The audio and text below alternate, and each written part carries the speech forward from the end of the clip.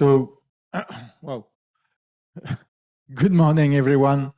So this is a congress about research integrity, obviously, but as you know, as has been discussed before, and there are strong links between research integrity and open science.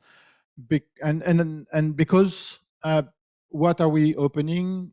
What the science, the integrity of what? Of science, and in the end, it's the same object.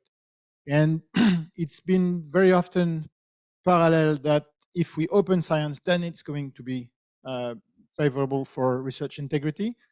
And yet it's a bit more complicated, as you all know. And so it's the general trend, but it's a bit more complicated.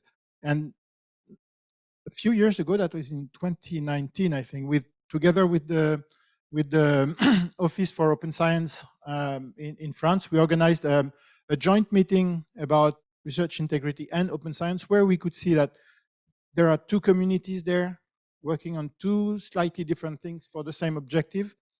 And this is what our community on research integrity has been exploring through projects like ROSI, Responsible Open Science in Europe, and others. And the result of these explorations is going to be in some of the sessions, in some of the workshops, etc., throughout the meeting. And today, this morning, is devoted to how the open science world integrates research integrity questions, and so what they have to say about that. And for this, we will have three guests today, and at three different levels. So Marin Dacos is going to speak first. He's the coordinator of the Open Science Policy Initiative in France for the French Ministry of Research. Anne-Catherine Fritzinger is from this host university, Marie and Pierre Curie, and she's going to explain what the policy of the university is, and how they try to join those two different fields. And to finish, Clément Evroux is going to he's working with the European Parliament, and he's going to give the perspective from the European point of view. So Clément, Marin, if you want to start, and the floor is yours.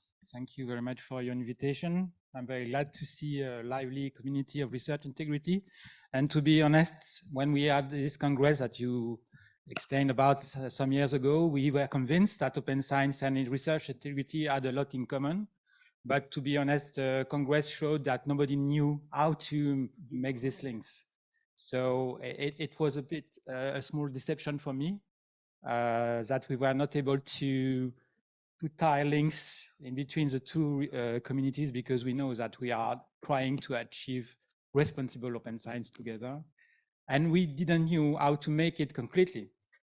Today I have one part of a proposal, including this link between the two objects, the two projects. The proposal is to fight some zombies. So I want to talk about the integrity of scholarly records, meeting open science and research integrity, fighting some zombies. So we have a plan, an open science plan, like now many European countries. We were the third or the second country in Europe having a national open science plan. Now we have a coordination of 27 countries, with each having a national open science coordinator. So CONOSC is our coordination of national coordinators at European level. It's a lively community, and we are very happy to make progresses on this side, but I'm not there to present you the plan, even if I would be very glad to present the French open science plan. So, as you know better than me that there is a rise of retractions in the world. And my conviction is this quite useless today, because it's mainly words. People are talking, and I will explain that. My issue is that retractions are not retroactive yet. In fact, retractions are not only for the future. Why? Because communication about retraction is very artisanal and partial today. There is a communique on the university website. There is an information published on the article webpage of the publisher. And retraction watch that you are most aware, I'm sure, may detect it and insert it into its database. And that's all. So, in fact, nobody knows. There are 120 million articles in the world. So when there is one retraction, nobody knows except some few people. So the retraction, sorry. Oh, I'm not controlling exactly. Okay, I understand. It's not, I tried to go back and I'm going left. Okay, that's all. I'm going, sorry for the mistake. So why is this an issue? Because research knowledge, I call this research knowledge graph, is already contaminated. The article has been already read 100,000, sometimes 10,000 times before the retraction. The article has sometimes been cited dozens, hundreds, or more times. And the retraction has no retroactive effect to inform past readers and past citations that there is a problem with the article. So the retraction has an impact for future readers only. And the retraction, to my mind, is with quite almost with any impact, no impact. It's too late, it's too little. So the research knowledge graph is not impacted. There is a warning on the article pages, but the article citing the article which is retracted do not change at all. So there is no trigger. We need a trigger to write a warning in the bibliographies in the dozens or hundreds of papers citing the retracted paper. Nothing happens at this time. There is also no trigger to write a warning in, for example, in the Google Scholar results or things like that. So some say that the bibliography is populated by zombies. And it's true. There are dead articles still living in citations, in reference everywhere in the ecosystem. Too little, too late. So there is an open science solution to that, my luck. We need a powerful mechanism to propagate the information, and not a simple email, and not a simple warning in the web page of the article. So maybe I don't, okay, you see it, it's okay. I don't see my text, it's too small in my screen. So they asked me not to see this screen, but this one, but this is too small for me. So I will change a bit. So the actual situation, the retraction is manual and it's not retroactive. So there is a request of retraction coming from a valid authority, which is you, the universities, research performing organizations. And then there could be a decision of retraction by the publisher, could be very late, sometimes no retraction, sometimes very late. And then the third phase is a manual system with a communique, a public statement on the article webpage, and maybe a detection by a retraction watch. Exactly what I said already. What I propose is a powerful mechanism for propagation with phase 4. Retraction watch should receive a notification and insert it in the database. And retraction watch or any other organizations alike should become an authority for saying there is a request of retraction, there is a retraction. So at this time, Crossref would have a systemic impact inside Crossref. All the DOIs should indicate the retraction. All publishers should pass that past bibliographies to add a warning in their references everywhere. Google and all academic search engines should not remove the retracted article. They should keep them on the result and highlight a warning saying there is an issue with this article. And Zotero, Mendeley, or whatever bibliographical tools should highlight the retracted paper too. So we need a dissemination system. And moreover, there is a second problem. The second problem is that publishers are not very enthusiastic of removing an article, as you know. So you ask for a retraction, and they say, what did you say? We will see, and so on. It's very slow. Sometimes nothing happens. And the universities have the duty to make the information public. So I propose a sixth phase about retraction requests. Today, we only have information about retractions by publishers, and they have a monopoly of retractions. We have a monopoly of retraction requests. So we should have these two informations.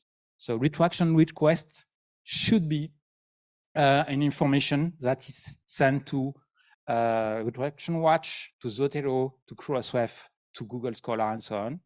So the publisher keeps its monopoly of retraction, which makes sense, but you keep your monopoly of requesting retractions from your articles. So maybe you know that Zotero is already doing that. Zotero is leading the way. They are coming from humanities and social sciences, which is interesting. And this tool that you are probably aware of is showing the retraction information when they have it. So this is already encapsulated in the software.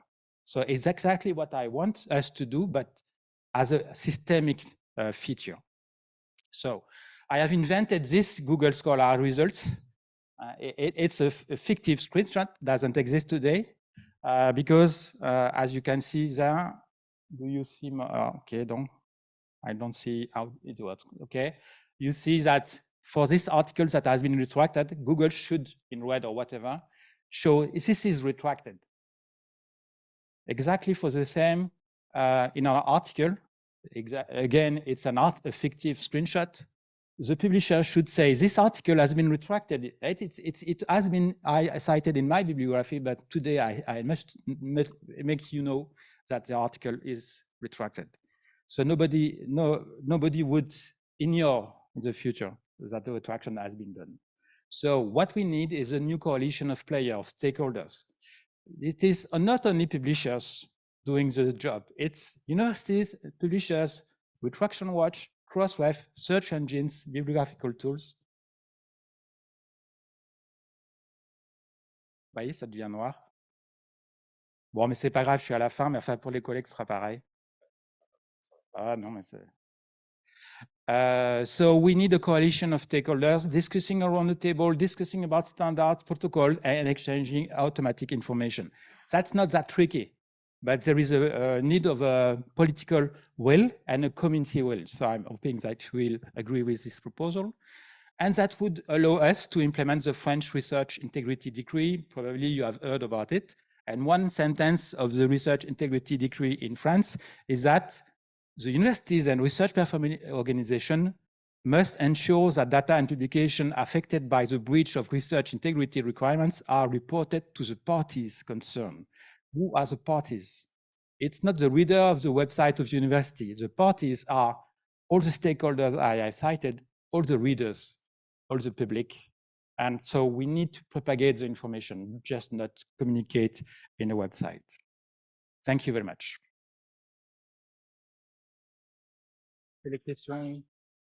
Thank you, Marin. So if you have maybe one or two questions for understanding, we can ask them now. And otherwise, we keep the general questions for the final discussion. That's probably going to be better. Just for general understanding. Yeah.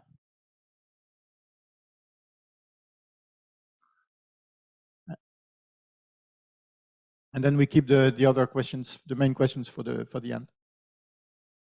Thank you, Ana Marušić from Croatia, and also member of the Committee on Publication Ethics. So I represent journal and editors.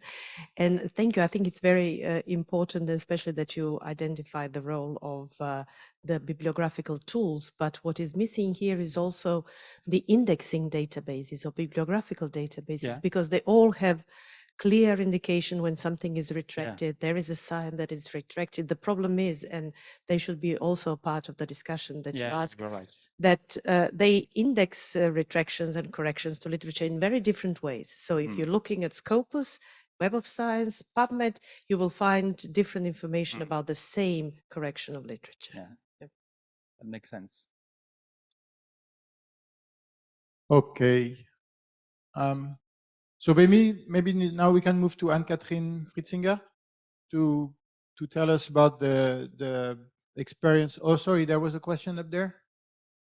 Yeah, sorry, there is a question up there. I see someone in pink. Oh yeah, Caroline. So, dear colleagues. Yeah.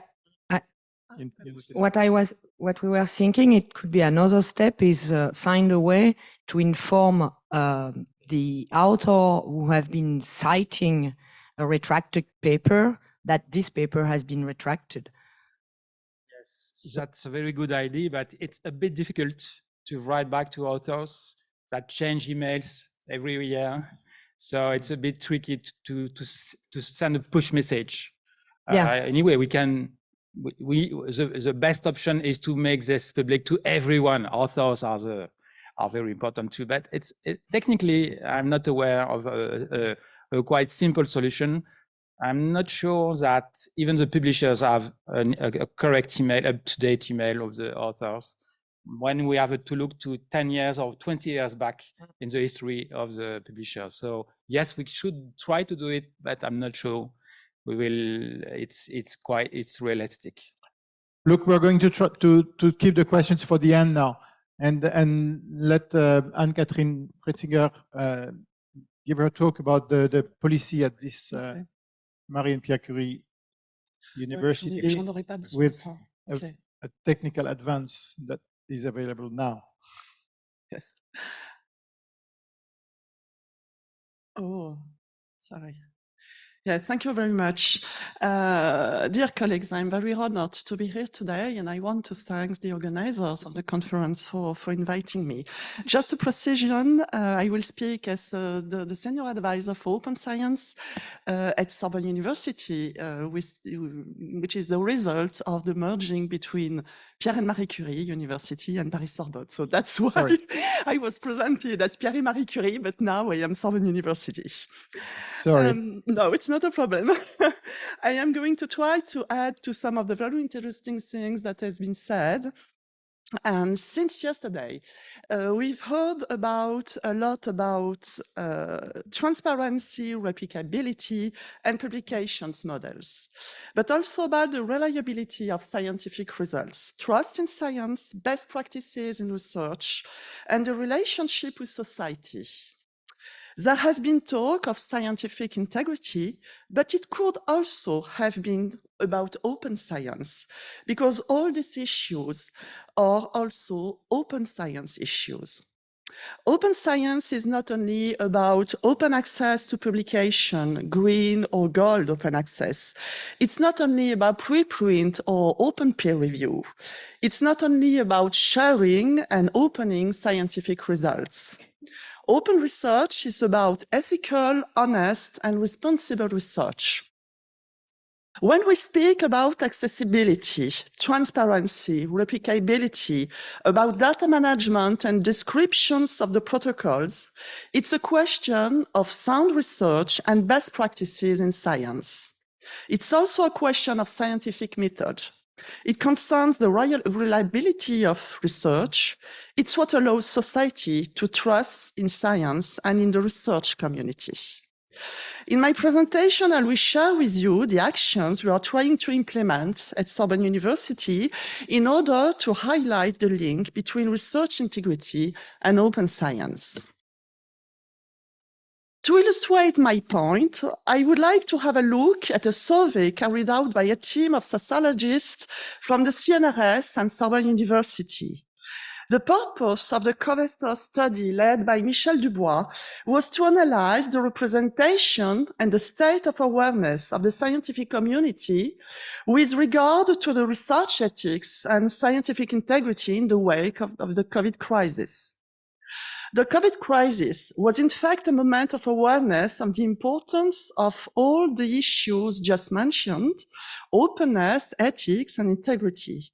The pandemic made scientific research more visible than ever, and scientific work had never been so exposed and covered by the media. At the same time, the pandemic forced us to rethink the way We publish results and communicate them on networks, and not only scientific networks, but also the media. This exposure raised questions about ethics and science and integrity, but also about the openness and sharing of results, the place of scientists in society, and the ability to speak out, and above all, about trust in science. During the pandemic, we witnessed the public's distrust of the scientific world, and the researchers interviewed widely acknowledged a crisis of trust between science and society. Here again, the question arises globally beyond a few prominent scientific figures who have marked this period, either positively or negatively, and you know that in France we had some fine specimens. To pick out just a few data points from this survey, I would mention the following. 2/3 of the scientists surveyed think that the COVID crisis has led to an increasing awareness of research integrity principles. Only 1/3 of the surveyed researchers claim to have a sufficient knowledge of what research integrity needs. And regarding questionable research practices, there is a significant gap between what scientists say about themselves with regard to research integrity and plagiarism, and how they see their colleagues.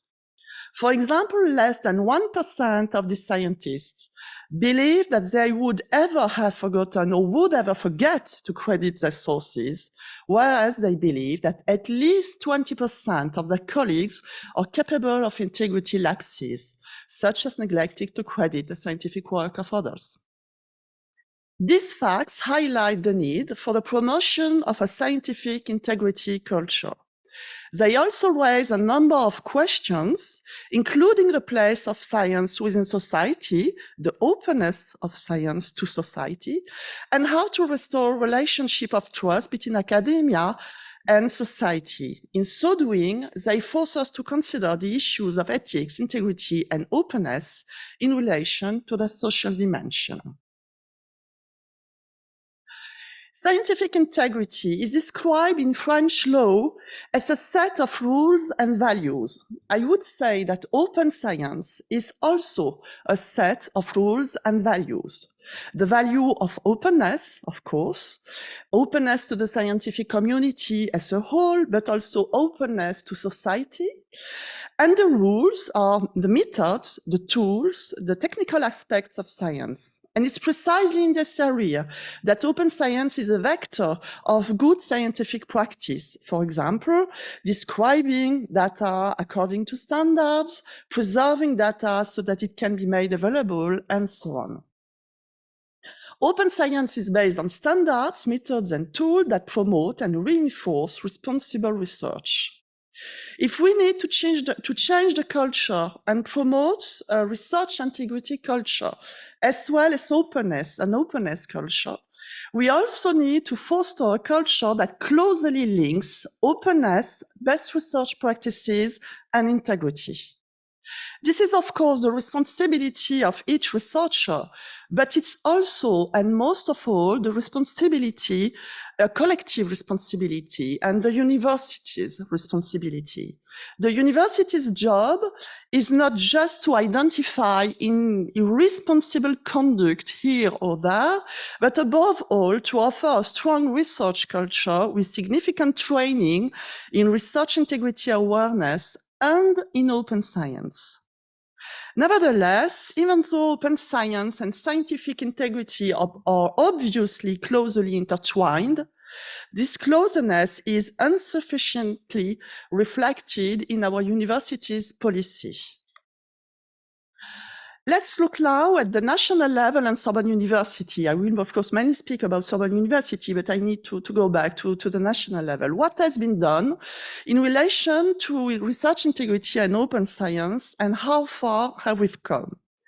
At the national level, it was said by Marin Dacos, it was said yesterday, we have a policy regarding research integrity, but also a policy for open science. The introduction of the second French plan for open science emphasizes that open science, and the quotation, constitutes a lever for scientific integrity and builds citizen trust in science. Just to go back to the new legal framework that we have in France, the Decree of 21 mandates the designation of research integrity officer in each university and defines his mission as well as his obligations. Moreover, the second article of the decree requires the university first to implement, with respect to scientific integrity, for all the scientific community.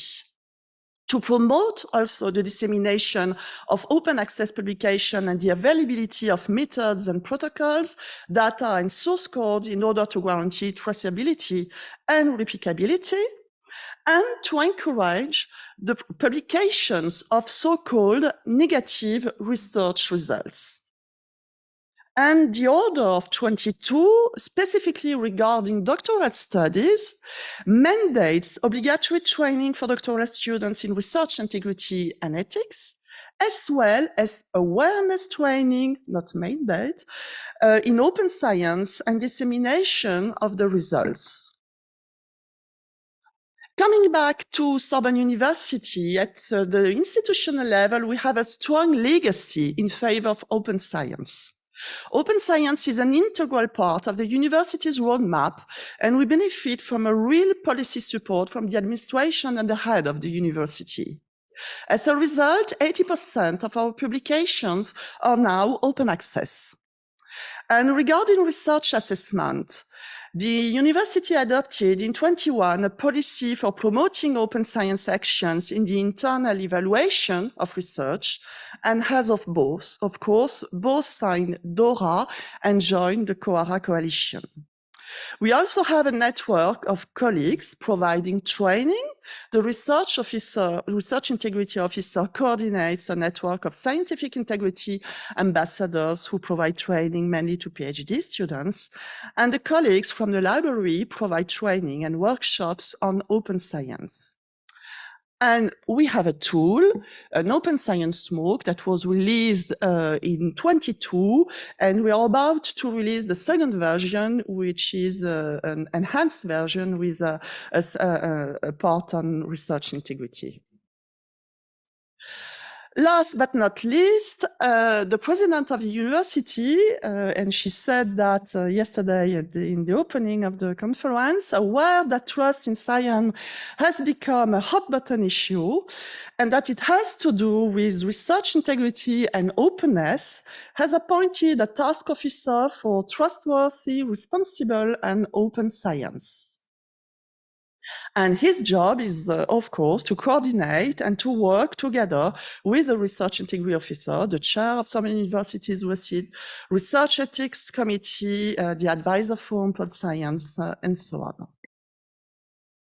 So we saw that we have at Sorbonne University, we have a strong, I would say, legal framework and national plan, and we have a strong policy in our university, but still, we have more work to do.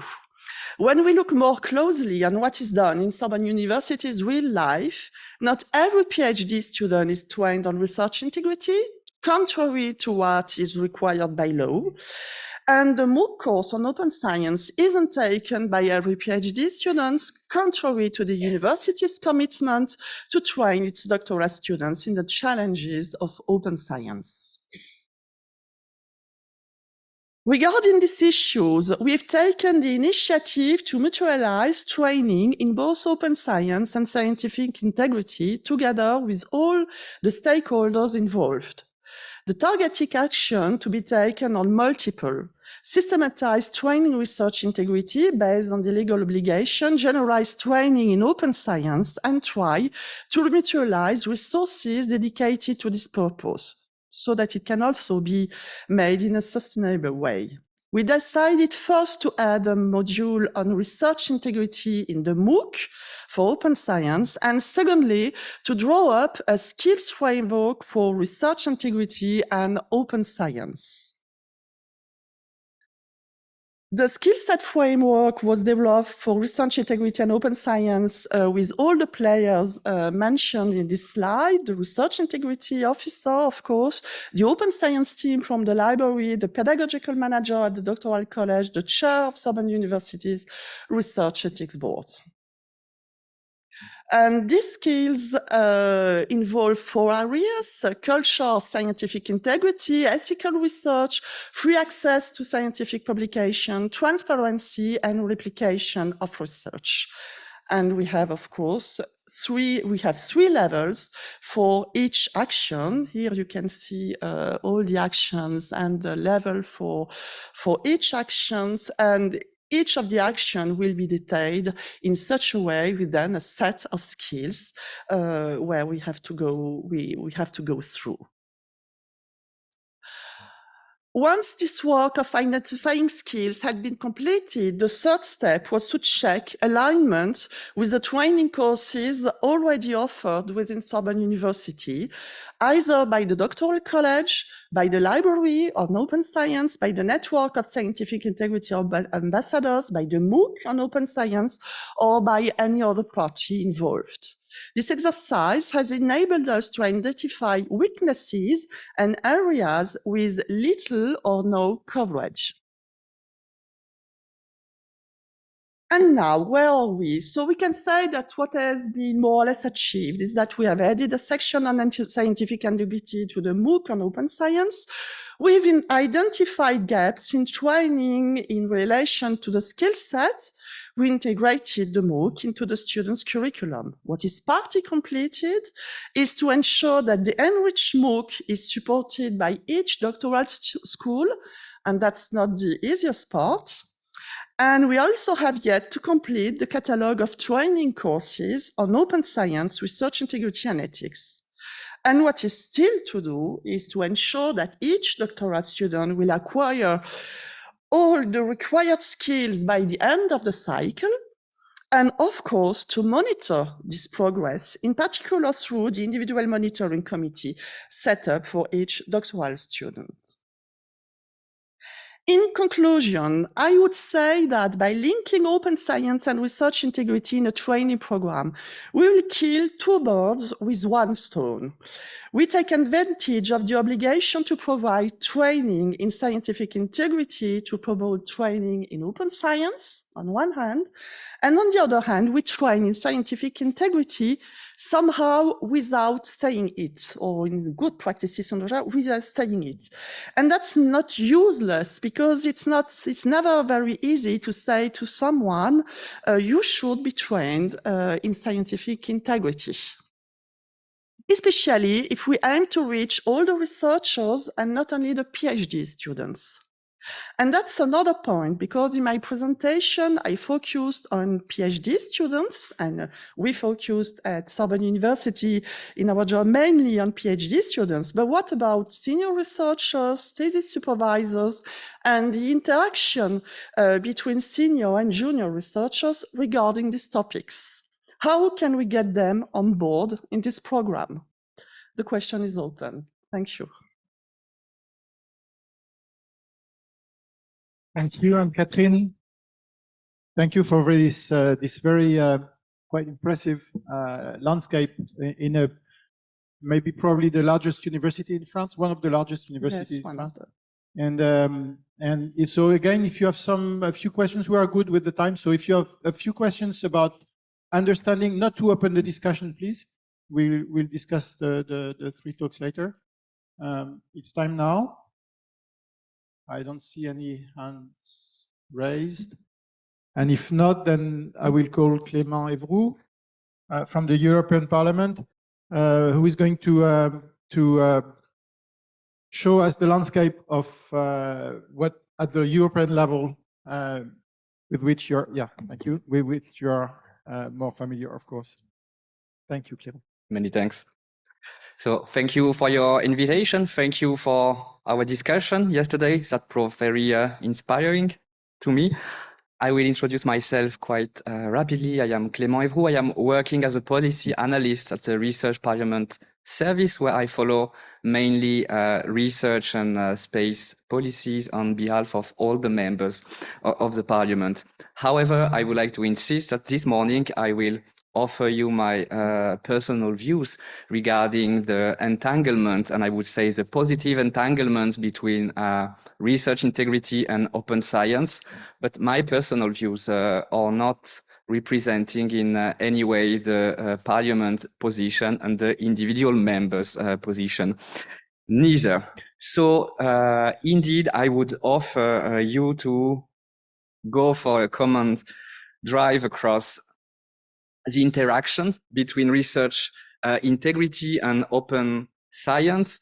To put it really bluntly and simply, I would say that on the one hand, I will start showing to which extent open science role is an enabler to research integrity. And then I would like to open a discussion with you to discuss to which extent research integrity can be as well taken as safeguards to open science and to open science capacity to deliver on its promise to share knowledge worldwide. So to start with this interplay, I will derive 4 points regarding the connection of open science and research integrity, with open science playing the role of enabler of research integrity. So let me start with the updated definition of research integrity by Alea. I would take from this update 3 main messages. In terms of scope, I would insist on the interest to have drafted a scope that capture quite, holistically the work of knowledge creation from design to dissemination. Then, as a lawyer, I would like also to insist on the fact that this definition has a lot of advantages. This definition is a positive one, which is not usually the case when we refer as lawyer to research integrity, where we tend to define it more negatively with the 3 main standards that you know, or plagiarism, manipulation, and falsification and fabrication of result. Then, last important point regarding this updated definition, it combines individual obligation, which means that the definition covers the work of researcher as individual, but it covers as well the mission of the academic institution. So we have here a complex object. How to connect this definition of research integrity with open science in order to show how open science enable research integrity? I would continue with number, and probably I would jump back on the rise of retractations that have been observed. And I think I have here a couple of figures from Ivan Oransky that show that in average from 2000, where the annual retractation of paper, scientific paper, was estimated to be circa 40. In 2021, it raised until 3,000. So here the trend is very relevant, and it will allow me now to reflect a little bit on the channel of transmission between open science and research integrity. First, indeed, I would talk about the digitalization of science and 2 main effects. On the one hand, the widening of accessibility to scientific outputs, and the widening also to the audience for such outputs. To put it differently and maybe a little bit naively, open science and the digitalization of science have created a world distributed infrastructure of potential corrector. This doesn't mean that it doesn't come with trade-off and limitations, and I have to say that speech on retractation and the relationship between retractation and its retroactive consequences is really interesting, and to me as a lawyer it rings a special bell, because it is classical thematic of adaptation of case law across law. But here I will close the parenthesis. Second element for which open science enables research integrity, it is by creating new professional roles. And I think here at the particular role that university library have been playing in order to diffuse the rules, tools, and technique of open science. However, I would insist on the fact that there is no such a thing as an invisible hand when it comes to this relationship. So without any invisible hand, we need, as national and supranational authorities, to be ready to design policy responses. And as we have discussed already yesterday, we have two main directions of action: skills and infrastructures. When it comes to skills, and we have just discovered more about the way that the French legal order and the French a French university is facilitating the initial training of PhD doctorants, but we have to be conscious that indeed it goes far beyond the question of initial training and include as well the lifelong training. I would like here to refer to a very interesting article that was communicated in 2022 by Nature. It is a study that was coordinating by the Catholic University of Croatia, if I remember well, that screened approximately 1,800 articles across 300 journals. Those articles were all claiming, have been published in scientific publication following a peer review. They were all claiming that the underlying data to the element contained in the paper were available, but then it turned out that only half of those manuscripts were effectively in a position to be substantiated by this underlying data. And this statistic doesn't take into account the authors that couldn't be retrieved, because it is indeed another element of interrogation. Then when it comes to the question of infrastructure, I would like here to break a spear toward an important success of the EU as a whole. EU as a whole, meaning that it is a collective response by the Commission and by the 27 member states and our associated countries to the framework program in the creation of the European Open Science Cloud that create the condition for the curation of knowledge over time.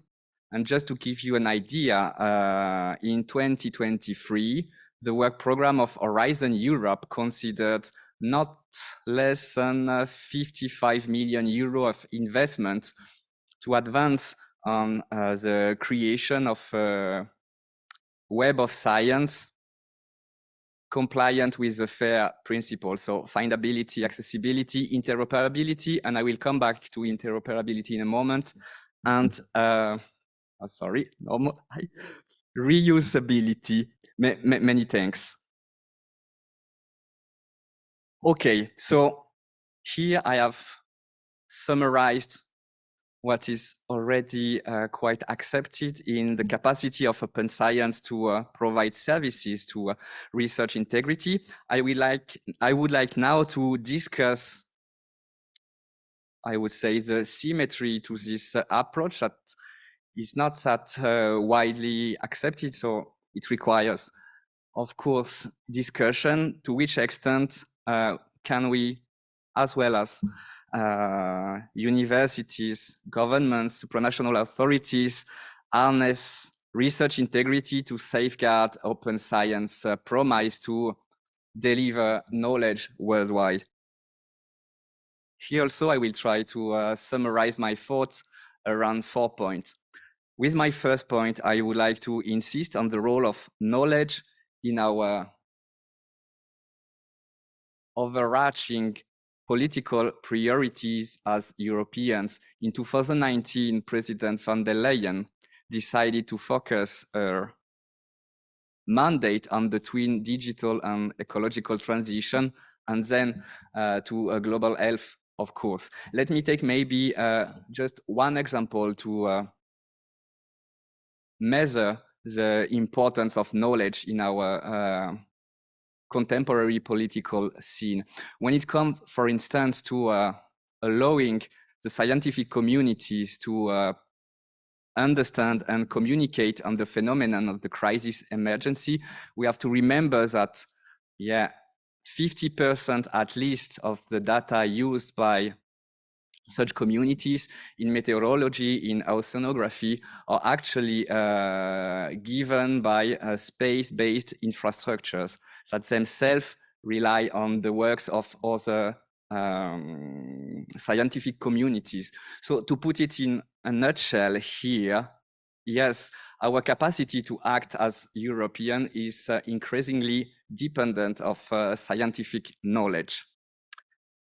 My second point would be to say that whereas open science is certainly conducive to facilitate the dissemination of knowledge, not least by the importance given to interoperability, on the other hand, research integrity remains key to ensure the trust in knowledge. And here we probably find back the symmetry to what I was saying a couple of minutes ago regarding the fact that there is no such a thing as an invisible hand playing neither in open science, neither on research integrity. But before I turn to my third point on geopolitical tension, I would like to dedicate a couple of seconds to the notion of interoperability to explain to which extent the scientific communities engaged in open science might be as well key to the member state in the coming months and years. There is currently in Brussels a proposal for a regulation on interoperable public services between the co-legislator, the Council of the Union representing our 27 member states and the European Parliament, with a view to, I would say, go for a systematic compatibility and transborder exchanges of administrative data. I believe personally that in a significant number of member states, the scientific communities might be actually the best pioneers available for the national governments to advance on the systematization of the digitalization of public service. It might have important consequences. I close this small parenthesis to turn back to our present made of geopolitical tensions, which are also an opportunity to, I would say, in the EU jargon, future-proof the notion of research integrity.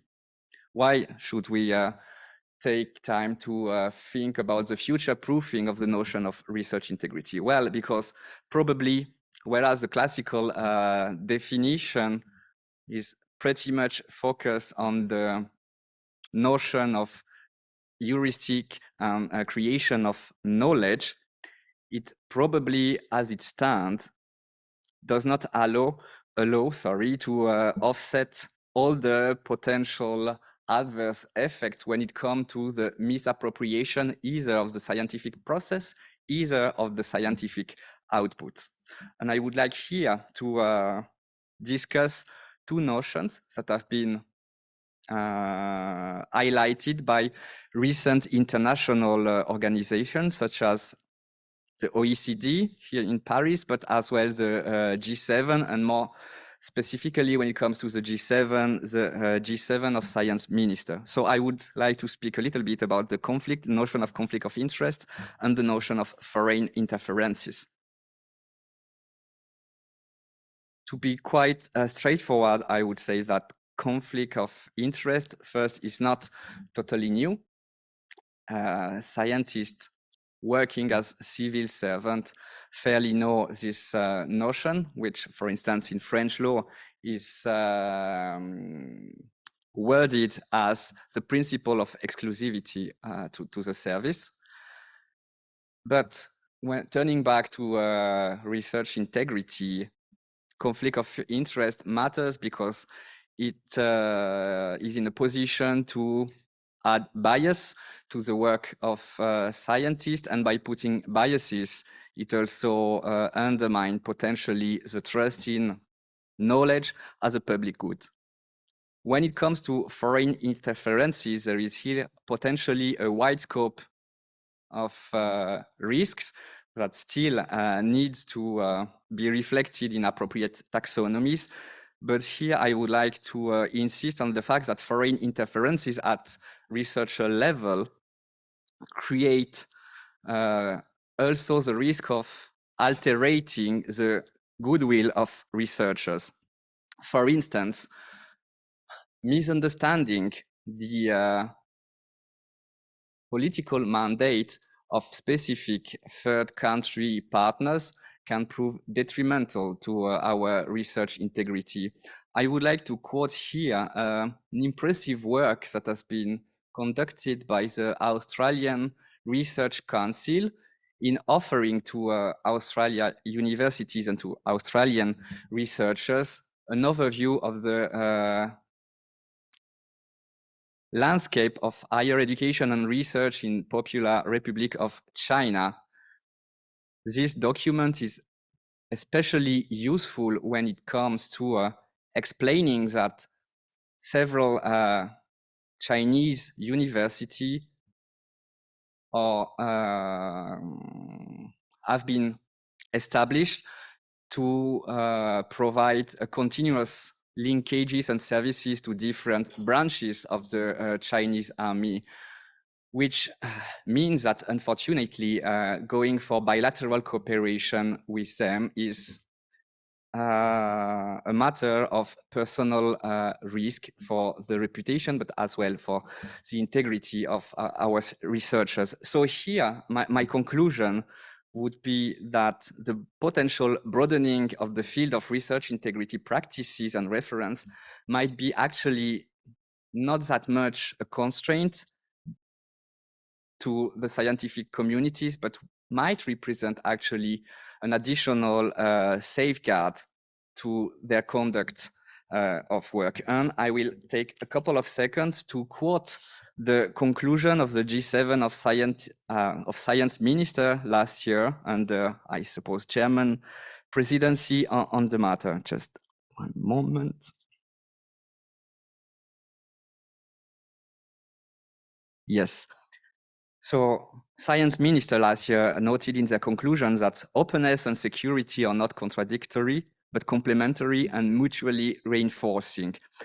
They also stated that as member of some of the world's most advanced economies, we play a crucial role in promoting and safeguarding the fundamental values and principles that advance science of technology and enable international scientific collaboration and innovation alongside our global scientific partners. We, in partnership with the research community, have the responsibility to ensure that the security and integrity of the global research ecosystem is protected. In addition to this political statement, in the arena, I would say, of the OECD, a policy paper has been established on, indeed, integrity and security in the global research system. And I suppose that we will learn more about it this afternoon. I will here just simply refer to the 7 directions of action that are recommended. First, defending the importance of freedom of scientific research and international collaboration as a key element of the global research system. Second, integrating research security consideration into national and institutional frameworks for research integrity. Third, promoting a proportionate and systematic approach to risk management in research. 4, promoting openness and transparency in relation to conflict of interest. 5, developing clear guidelines and streamlining procedures. 6, working across sectors and institutions to develop more integrated policy framework. 7, enhancing the information exchanges on research integrity and security. Having said that, I will now switch to my last part regarding the state of play of the relevant EU response. So here, maybe 3 points. My first point would be to characterize very rapidly the notion of EU research and innovation policies. It is defined by Article 179 of the Treaty on the Functioning of the European Union, but maybe 2 words about this. It can be, yes, thank you, seen as a matrix with, on the one hand, the shared competence between the Union and member states, which means that each of them have their legitimacy to act. Second, it can be as well explained as a balance between investing and regulating. When it comes to investment, I would here echo the words shared yesterday by Dorian on the famous recital 71 of Horizon Europe legal basis that provide for research integrity a mandatory aspect across the program. I would add to Dorian consideration that the next recital in the legal base 72 relates to scientific freedom, and it is not a random choice by the legislator. I will now switch to the notion of EU policy in terms of regulation, because we might be living a pre-legislative moment in research and innovation policy at EU level. In 2021, the Council, based on the Commission proposal, has adopted a recommendation, which is almost a legal binding document on a new pact for research innovation, where research integrity is pinpointed as one of the main value of our European research area, together with gender equality and scientific freedom. This summer, so in July 2023, the Commission adopted another proposal to be discussed by the Council in order to update the Code of Research of 2005 and more broadly to update the policy response to a research career. Here also, research integrity has been included. It has been included in such a way that it makes compatible to broaden its scope, but to find also the appropriate balance between what will be asked to the researcher versus what will be required to the institution, to avoid, I would say, to overburden the scientists with new additional rules. And then I would now conclude with another interesting element of EU policy prepared by the Parliament, that is considering at the moment of the Committee on Research, so on industry, transport, research and energy, to urge the Commission to adopt a legal act on scientific freedom. It would be a double precedent, because to my best knowledge, it would be the first time that the Parliament is able to use this specific article of the treaty, 225. And second, it would be as well in the field of research innovation policy, the first time that the Union considered to go for a legislation.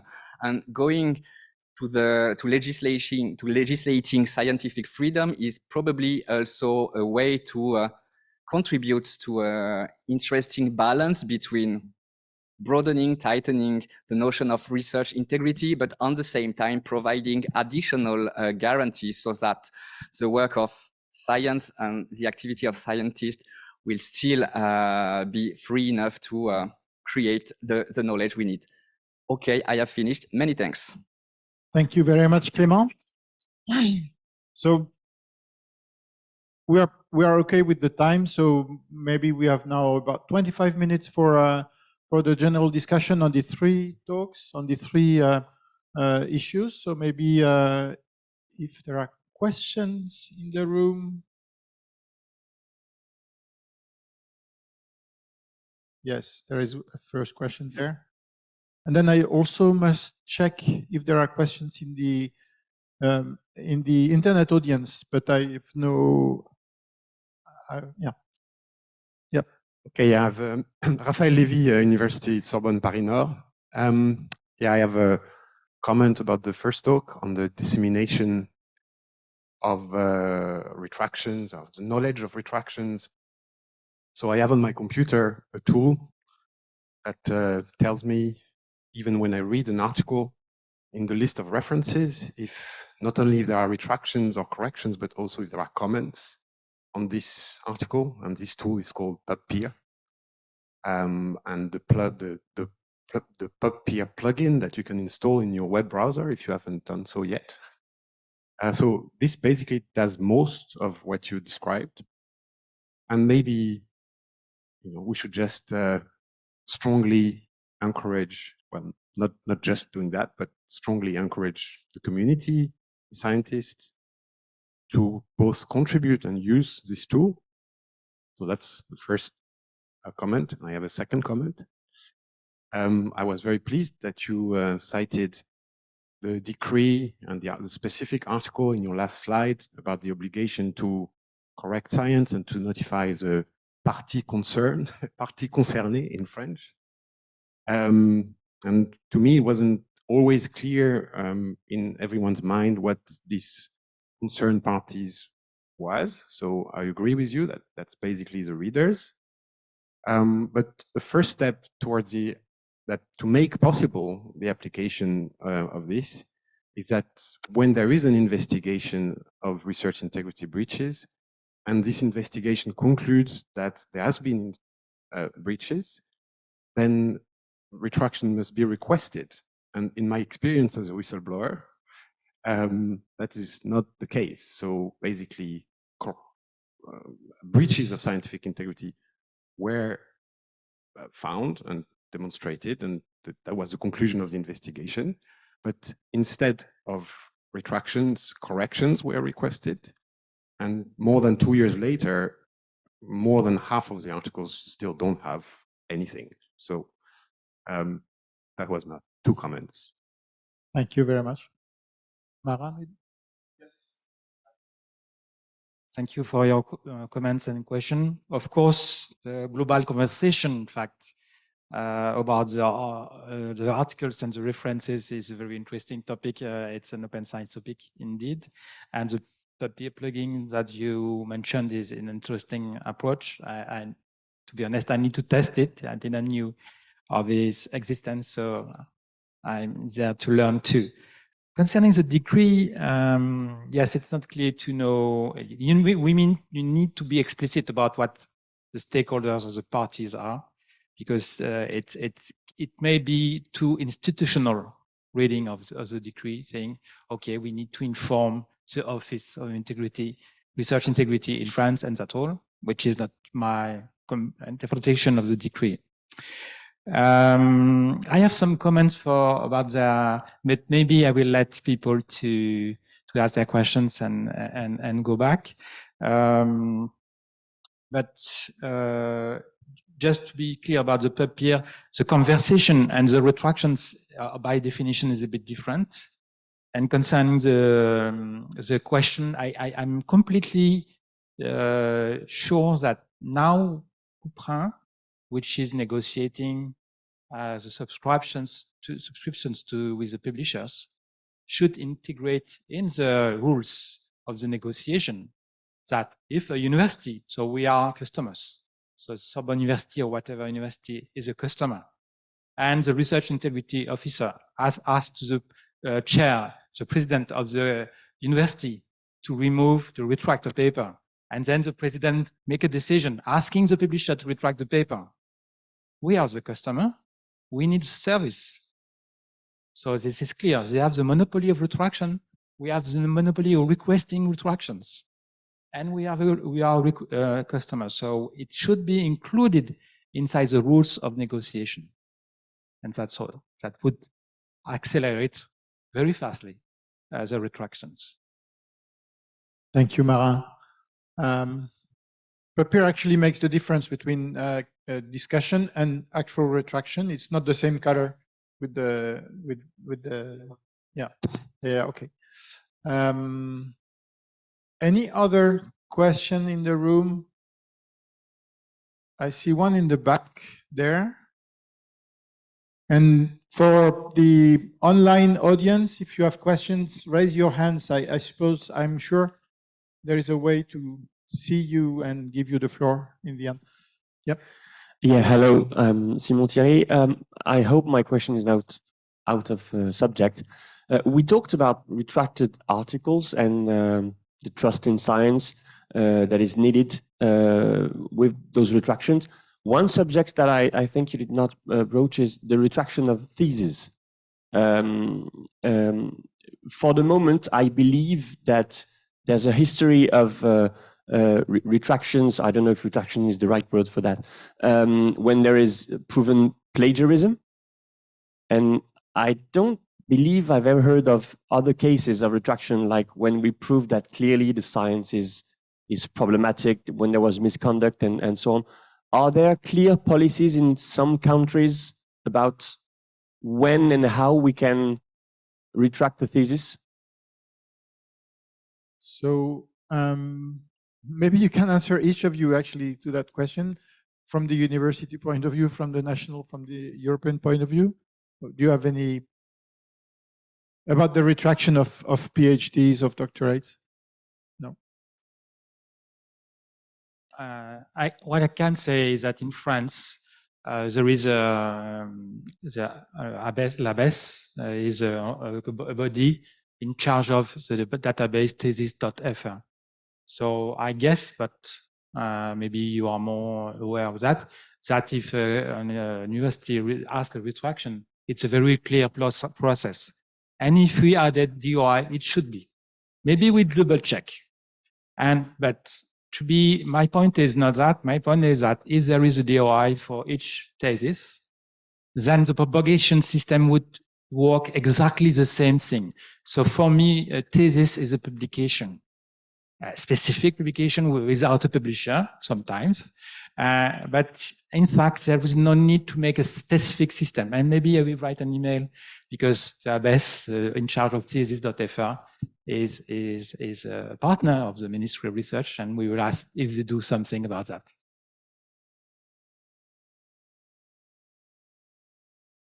Many thanks. I'm not sure I will bring a lot of additional elements just to refer, but in the French situation of a regulation, I cannot remember the number, I guess it is from 2000. It is a regulation that defines the role of the doctoral schools, and clearly there is a provision saying that discipline, including regarding research integrity, belongs with doctoral school management. So at least the person in charges are quite clearly defined. So is there anyone in the audience who has some ideas about this specific question about the thesis? Knowing that what Marin said about the DOI system that would automatically put the thesis in the same pipeline would do the job or part of the job. Any other comment on that matter? Yeah. Or another matter, but it's true that it's difficult sometimes to see that the thesis has been retracted. Christian Gitten, CNRS. It's a question for the second speaker. So I enjoy a lot your last comments, because effectively we did many things for training PhD students, but it's also important that PhD supervisor and the senior researcher are aware of that, because usually they are the trainer of PhD students and not the reverse. And what do you begin to do in this sense, or what do you intend to do for training senior researcher, or perhaps for making some constraint before becoming supervisor of PhD students in the doctoral school or at the university? Yes, the main challenge is to bring them on board in this. But I said it's not easy. But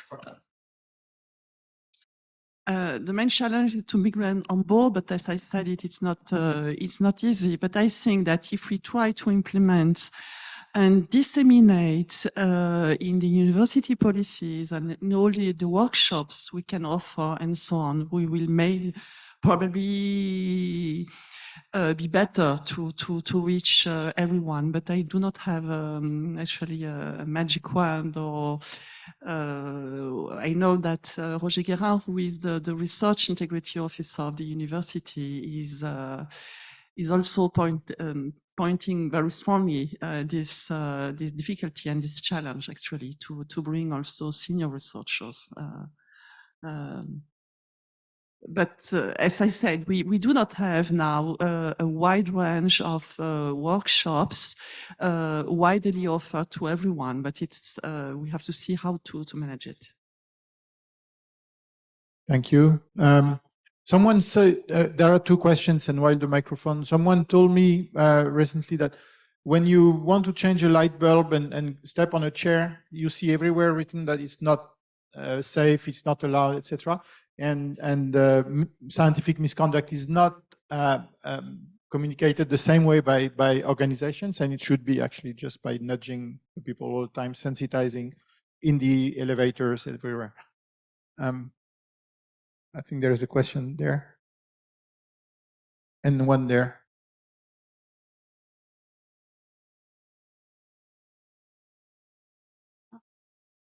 Sometimes you need to speak in the thing so that it starts. Let's try again. Yeah, I think this works. Thank you all for these interesting presentations. I had a question also indeed for the second speaker. I very much appreciate your stance that institutions have a role to play here rather than only individuals. And clearly at Sorbonne University, you're doing a lot in this respect. But if I understand you right, and I'm just playing devil's advocate a bit here, the majority of the efforts that you currently undertake is in the realm of teaching, which then could be explained as, well, we just teach all the individuals how they should behave, and then again, it's their responsibility to follow up on that. So just trying to challenge you a bit here in how do you see the relationship between your role as an institution in providing a culture of integrity and then the efforts that you're currently undertaking in regards of teaching? Yeah, thank you. I just mentioned actually in my presentation, I wanted to focus on this initiative that we had together and under the umbrella of the task officer for trustworthy and responsible science, to try to bridge and to try to work together with, not in silo, with scientific integrity on one part and open science training on the other one. So that was really my point. But I must say that if that's possible, it's not only some individual initiative from people involved in open science and research integrity towards individuals, the researchers. It's really part of the university's policy, actually. So I must say that it's strongly supported by the university. The difficulty is to reach all the individuals, of course, but it's really part of the policy, and it's implemented as such. Yep. Thank you, Bernie Hasenknopf, Sorbonne University.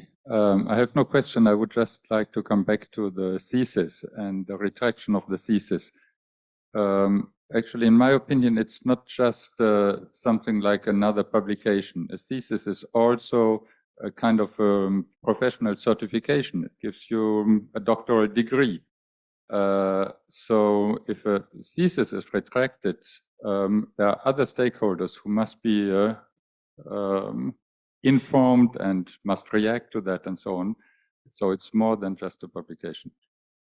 Thanks.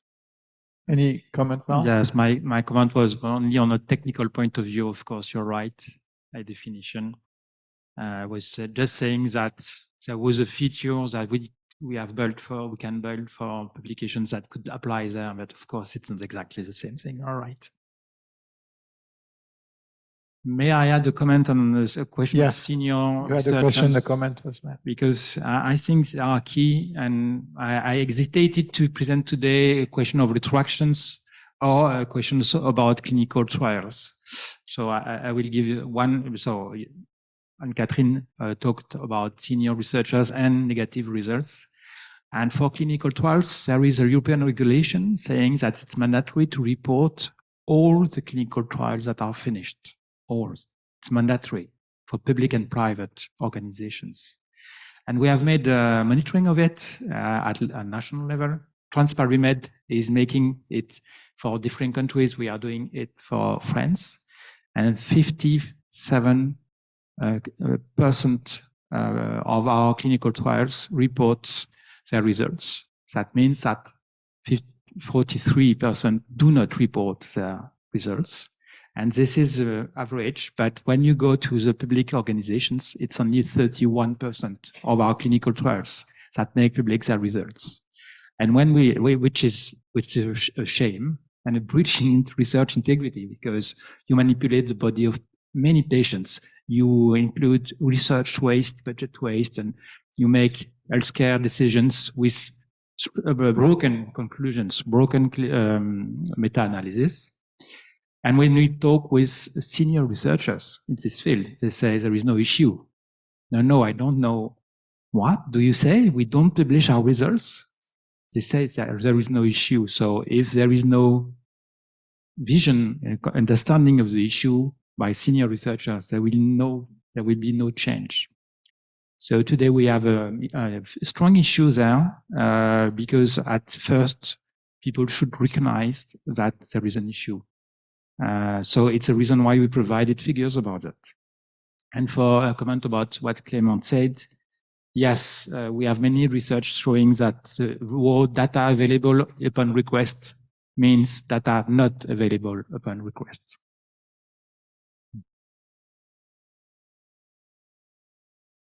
Sorry, just a moment. I may jump on this very last remark to say that there is currently in discussion again between the co-legislator an important piece of regulation on the creation of a European health research data to offer indeed on the one hand to the citizen to have control of their data, but to offer to the scientific communities to have access to such data as well for secondary purposes.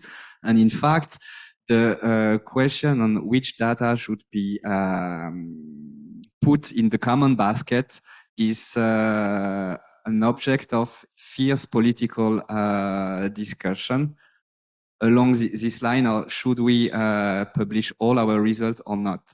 I don't take side. I just stress that it is currently a main political matter of dialectic. And meaning, what is a result, etc. What is an output, and what can be published, disseminated, etc. Any other question in the room? Is there anyone in the online audience who wants to has raised their hands? Apparently not. Any other question? We are approaching the end of the session anyway.